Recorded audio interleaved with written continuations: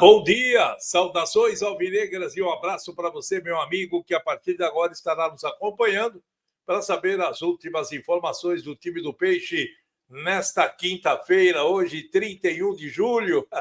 Chegamos no final de mais um mês, hein? 2025. E hoje as informações chegam com muitas coisas boas e produtivas também, né? Mesmo porque o Santos acertou a contratação do lateral direito Mike. Oficialmente ele foi anunciado pela diretoria, contrato até 2027.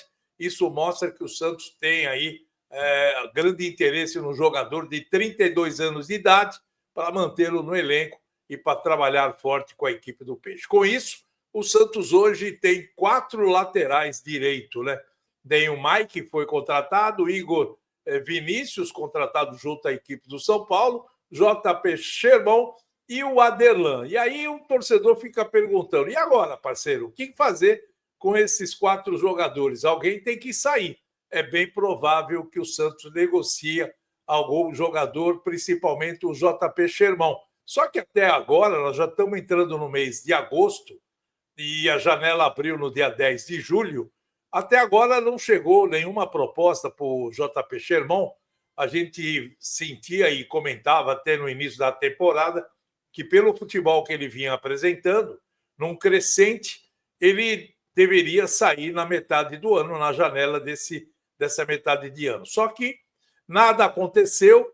O seu empresário, Giuliano Bertolucci, trouxe o David Washington do Chelsea e algumas pessoas da diretoria achavam que ia ter uma conexão do Chelsea com o JP Sherman, uma tentativa de compra, só que nesse momento nada aconteceu e o jogador ainda está no time da Vila.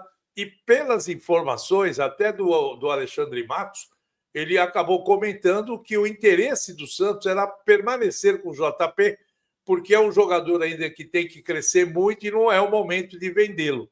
É esperar um pouco mais para poder ele progredir na carreira dentro do clube e aí sim, no momento mais propício, o Santos negociá-lo. Nesse momento, eu acho que o Santos não tem interesse de fazer nenhum tipo de negociação com o lateral JP Sherman. O Aderlan, o contrato dele termina no final do ano, esse sim deve ir embora, o Santos não deve reformar ou renovar o contrato com o lateral, que infelizmente chegou aqui com a expectativa de ajudar o Santos, acabou tendo uma contusão grave, ficou um bocado de tempo fora e agora retorna, mas não tem mais espaço, perdeu espaço e com isso a diretoria já está pensando mesmo em não renovar o contrato dele.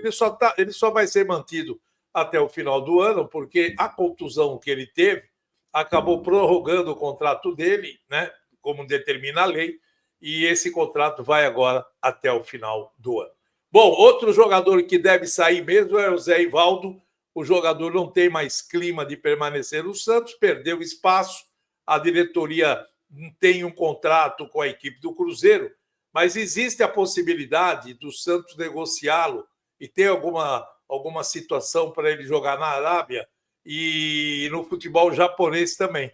E o Santos está tentando, junto ao Cruzeiro, acertar essa venda para liberar o jogador, porque no Santos, o Santos viu que ele não progrediu e tinha aquela meta a ser cumprida, e aí o Santos tinha a obrigatoriedade de comprar o jogador, e a gente está sentindo que o Santos não tem mais interesse. Então, o Kleber Xavier nem está relacionando ele para nenhum jogo, ele está treinando mais aquele jogador que já perdeu o entusiasmo, porque sabe que não vai ficar na Vila. Então, agora a diretoria tem que tratar mesmo de acertar com a equipe do Cruzeiro a liberação dele para poder negociar e ele seguir o caminho também. Não adianta nada ficar aqui batendo cabeça, porque não vai render nada no time da Vila. Outro jogador que pode sair também nessa janela é o Pituca, hein?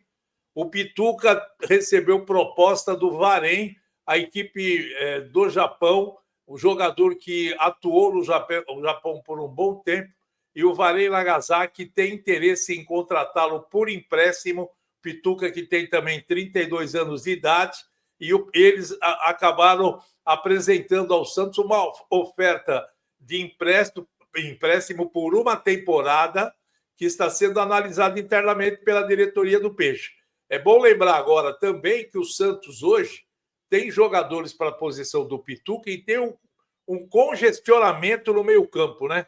Você tem o João Schmidt, você tem o Rincon, você tem o Zé Rafael, você tem o Ilharão, você tem os meninos da base, tem o Bom Tempo, enfim. Tem muita gente para esse setor e é bem provável, se a diretoria entender que é uma boa proposta deixar o Pituca sair por empréstimo, o Santos deve fazer negócio e ele seguir. Resta saber se o Pituca também vai querer sair do Brasil nesse exato momento, com os problemas lá no Japão, né? Problema de terremoto, tudo.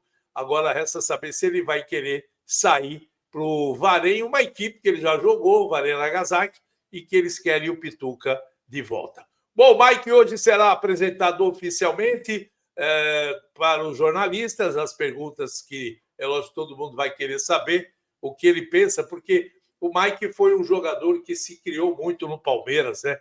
Ele mesmo falou que lá no Palmeiras ele criou uma família e que agora ele quer criar essa outra família no time da Vila, nesse período que ele vai ficar. Tomara que o Mike dê certo. É um jogador que tem qualidade, a gente já viu isso quando ele atuava pelo Palmeiras e vai fazer muito bem nesse exato momento para o time do Santos. É isso que todo mundo espera, né? Um jogador com a experiência que ele tem. O nome dele deve ser publicado ainda hoje ou até amanhã, mais provavelmente hoje, porque a documentação ele assinou ontem, já foi enviada à CBF, o nome dele deve sair no BID e ele já fica à disposição do treinador para o jogo de segunda-feira contra o Juventude lá no Morumbis.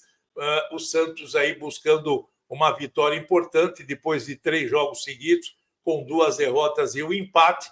O Santos agora pega o Juventude, que também está na zona de rebaixamento. É lógico que o Santos tem que conseguir vencer, né, para sair dessa situação incômoda. E é lógico que mais uma coisa importante é que o Santos vai ficar sabendo de todos os resultados, que ele só joga na segunda-feira, então ele vai saber dos resultados daqueles que estão na zona de rebaixamento e aqueles que o Santos, vencendo, pode passar e jogar. No caso do Vasco da Gama, né? Então o Fortaleza joga também, mas todos os 3 times que estão brigando com o Santos na zona de rebaixamento, né, acima do Santos, tem partidas dificílimas pela frente, né? O Vitória tem o Palmeiras, aí a gente vê os outros times também com dificuldade, porque é complicado você ver a maneira como a rodada, né, e o campeonato está acontecendo nesse exato momento. Então, o que a gente sente é que a dificuldade não é só para o Santos, não. A dificuldade são para todos os times. E olha, hein, o exemplo que eu falei, você tem o Sport com 5, Juventude com 11, Fortaleza 14, Santos 15, Vasco 15 e Vitória 17. Vamos tirar o Grêmio aqui, porque o Grêmio está com 20 pontos.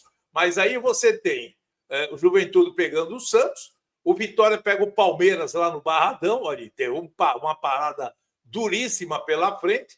Você tem o próprio time do Vasco da Gama, que vai enfrentar o Mirassol lá em Mirassol, e o Sport pega a equipe do Bahia, mas o Sport não afeta absolutamente nada. Agora, os 3 times aqui, né?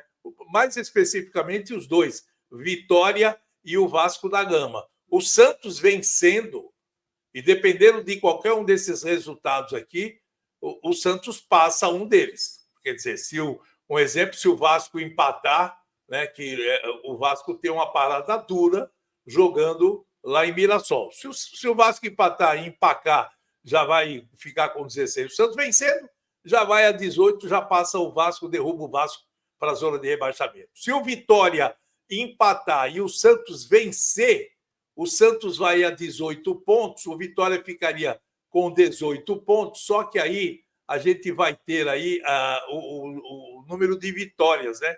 Aí a gente vai calcular, porque no caso do Vitória, tem só 3 vitórias, o Santos tem 4. Aí o Santos jogaria o Vitória, dependendo do resultado do Vasco, jogaria também o Vitória para baixo.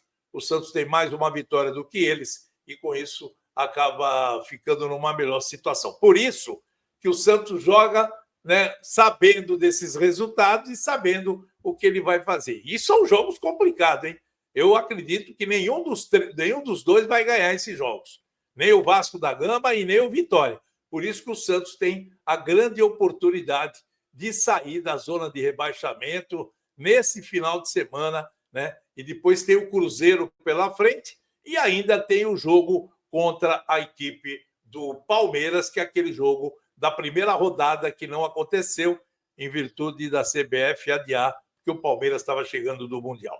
Bom, algumas informações importantes. Primeiro, o projeto Robinho Júnior, o Santos acertou uma multa milionária para liberar o jogador. 650 milhões é a multa para liberar o jogador para qualquer clube da Europa. E isso daí, é lógico que o Santos vai fazer um projeto de carreira para o Robinho Júnior, que vem se destacando na equipe principal também, nos coletivos, vem agradando e muito a comissão técnica, e com isso ele está propenso a logo também entrar nessa equipe como titular, porque ele tem muita qualidade e pela situação hoje de algumas posições, ele tem tudo para poder entrar nesse time do Santos. Por isso, o jogador cada vez mais está confiante e o Santos está investindo no garoto da base, que vai dar muito futuro e dinheiro para o time da Vila Belmiro. Para encerrar o noticiário, a diretoria do Santos, que recebeu uma comissão da torcida jovem, uma reunião que aconteceu na Vila Belmiro, uma conversa muito franca e aberta entre os torcedores e a diretoria. A torcida cobrou a saída do Kleber Xavier, que está na corda bamba. Tudo vai depender desse jogo de segunda-feira. Se o Santos conseguir a vitória, que eu acho que vai conseguir, ou vai dar mais uma oportunidade para o Kleber Xavier. Agora, resta saber o que a diretoria pensa. Eles acham que o Kleber Xavier está fazendo um bom trabalho. Só que a torcida também está pressionando demais. A torcida também está derrubando todos os treinadores, né? E o Santos fica numa posição difícil, porque toda vez que se contrata um treinador, começa a ter algum resultado negativo, acaba pegando a pressão da torcida e o Santos fica à mercê do torcedor, que às vezes critica, tem razão, mas tem hora que tem que ajudar também.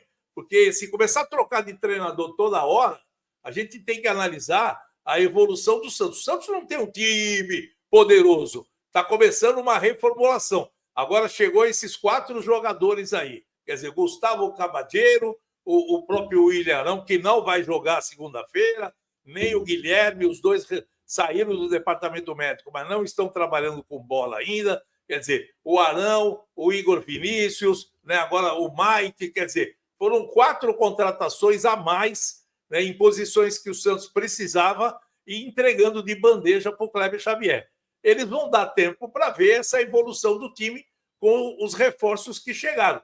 E a possibilidade ainda do Santos contratar mais um zagueiro central para fortalecer a equipe. Com a saída do Zé Ivaldo, o Santos deve buscar mais um zagueiro no mercado. Por isso, agora, como eu falei, a diretoria vai dar tempo para que, nessa sequência do Campeonato Brasileiro, até o encerramento do primeiro turno, vamos ver a evolução do time. Se o time jogar bem contra o Juventude, tiver uma evolução, seguir adiante, pega o Cruzeiro fora de casa, não é nenhum jogo fácil, mas se o Santos conseguir um resultado positivo lá em Belo Horizonte e contra o Palmeiras, ninguém sabe qual vai ser a data do jogo, porque não foi marcada, provavelmente o Kleber Xavier segue com o time da Vila Belmiro. Amigão, hoje ao meio-dia tem o Baixada Esporte primeira edição. Você vai nos acompanhar para saber também tudo o que vai acontecer no dia de hoje. E à noite, 19 horas, o Baixada Esporte, segunda edição. Vem com a gente para você saber todas as informações do Santos, ficar por dentro das principais novidades do time da Vila. Não esquece de fazer inscrição no nosso canal, fazer inscrição para concorrer à camisa oficial do Santos e também não esquece de dar aquele like, que é sempre legal a gente ter aí o seu apoio no canal, tá bom? Um ótimo dia para você. Vem com a gente, porque você fica sabendo. Arquibancada vibrando, adrenalina, emoção.